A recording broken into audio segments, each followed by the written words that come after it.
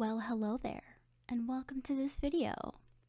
This year, in our good old 2022, I have decided to join ArtFight for the very first time. If you don't know what ArtFight is, it's this pretty much art celebration thing that goes on every year in July. So I decided for this video to just go through the process of some of my first ArtFight attacks, which happened to be on the winners of my Draw This in Your Style challenge that I did on Instagram. So yes, I am rewarding these people and attacking them at the same time because I'm devious. Okay, on to the actual art in this video. This first character is called Primus Ultima, and she is owned by Primal Cartman on ArtFight and Instagram. And she's really cool because she wears this golden mask, this golden armor on her head. And I haven't painted gold in a long time. I haven't painted gold since I started painting in my new style. So it was super fun to figure out how to do that. I like kind of challenges like that, figuring out how to paint something new. So yeah, that I was able to do that. And I came up with some really useful points, I think, at least for me. So I think one of the best things that I did was start with a dark brown and then paint a golden color on top of it. One big problem that I have historically had with drawing metals, and I'm sure this goes for a lot of people, is that you are kind of scared to bring that intense contrast that these shiny materials really have. It's so interesting because when you think about the color gold or like the material gold, you think, oh, it's this yellowish color, but it's really not. It has these really dark browns in it, and I've seen people paint gold where their darkest part of the metal is almost black, and it looks realistic because gold in real life has so much contrast to it. So I guess that's tip number one. And then tip number two is kind of something that I always do recently, which is go over that gold color in the highlight areas with an overlay layer in a light blue. This also, again, ups the contrast between the light areas and the dark areas. If you look at metals, their light areas are super bright and their dark areas are super dark. So this is something that's really important, I think, for making it look shiny. And I really think using this like blue-green color worked out nicely. Another thing about shiny metals is that they'll reflect not only light and shadow, but they'll reflect colors of things that are around them. And I guess if you think about how the earth works, a lot of things end up reflecting the color of the sky.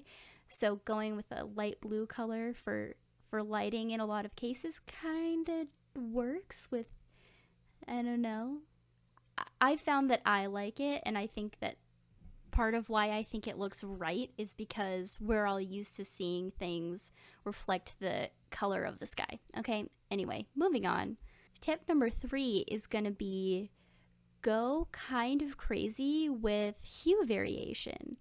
Using layer modes is a really good way to get some hue variation naturally, but I found it really cool to color pick some of the more interesting colors that I found and kind of expand those shapes or make them into interesting shapes, because I don't know why, but the result is really cool. So yeah, and to go along with this, tip 3.5 is like, I think it was a good thing to change colors a lot. Have little areas of one color and then the area of slightly different color, and then it all comes together to create this effect that there's a lot of reflections going on and there's a lot of form going on and cool stuff. Anyway, this has really encouraged me to start painting more gold, and I don't know, maybe I'll make a dedicated like metals tutorial, painting metals on my channel, because they're just so cool to see in painting, and they're also really tough to paint, at least for me. So it would be a fun challenge. And honestly, it's just fun to paint metal because you get to like kind of play around because you know it's reflective, so you know you can use a bunch of different colors. Anyway, okay, I'm rambling, so we're gonna move on.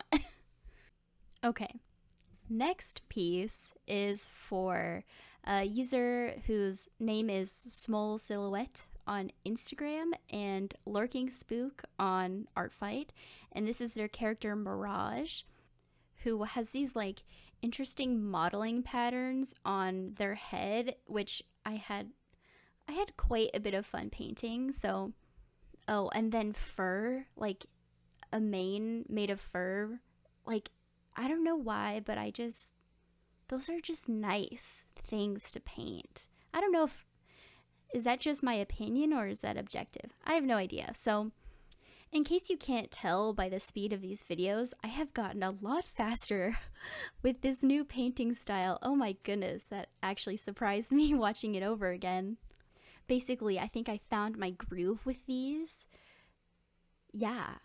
So tips that I learned from this piece include definitely starting out painting with the rectangle brush. I don't know why, actually I kind of do know why, but it gives such interesting shapes that I see don't, you know, there are always going to be some parts of the painting that don't end up completely covered by the overpainting, if that makes sense. And there are these little areas that have all this texture from the rectangle brush because it does this cool thing when you like turn it. It doesn't turn well, and so it does this little texture thing. So it's almost like a flaw of the brush, but I really like the way it looks. I don't know, it might sound weird, but I feel like using the rectangle brush has really helped my paintings just look better. So yeah, that's definitely tip number 1.